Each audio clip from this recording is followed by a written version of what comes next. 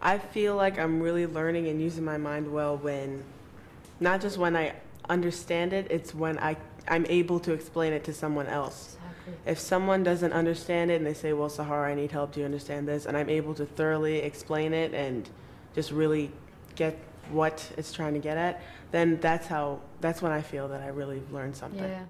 That's what I think the definition of using your mind better is, because you're actually going in depth to a decision. You're not just skimming the outline of it. You're actually picking it apart and looking at all the different variables, like what am I learning? What's the significance?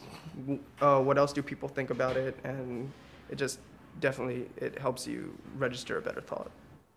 My goals for these kids are, well, I would have to go back to my comments about learning to use their minds well. They don't have to memorize the structures and functions of a cell.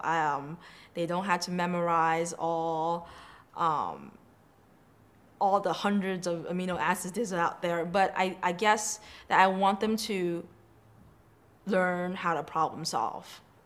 That's all I want from them. They need to push people for evidence. Don't take things as they are, and really question what the authority is in charge is saying. Don't think that all theories are always correct. Challenge your own misconceptions. Force other people to come up with the evidence based on what they're saying. And I think that if they have that, I think they're set for life. They're set for life. So I guess using your mind well would just be able to use it in the best way possible for whatever you're going to become, whether it's designing dresses for a company or doing what Tim is doing, like becoming a doctor. You just have to be able to find that part of you that can do this to the best of your ability and be able to utilize it into whatever you do.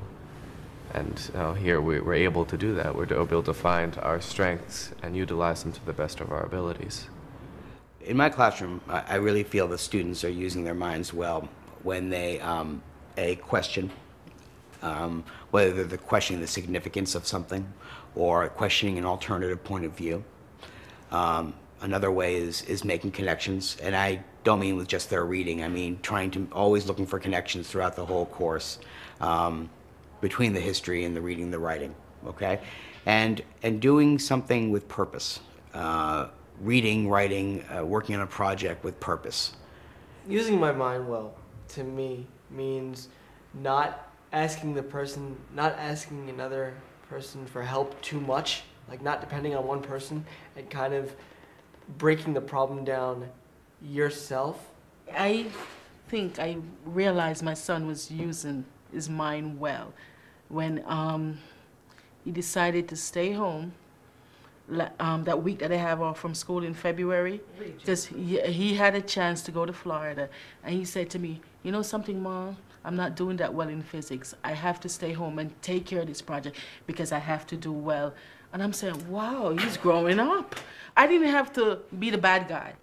For me personally, using my mind, it feels like, well, using my mind in a productive way for me is being able to break a situation down according to the situation, break it down, being able to solve it quickly and easily. And I think that ties into what we do in humanities, which is habits of mind, where you take a problem or it's just a situation and you break it down into significance, connections, and then alternative point of views, and the overall point of view of it. And then I think that helps you really understand everyday life and be able to go through everyday life with ease.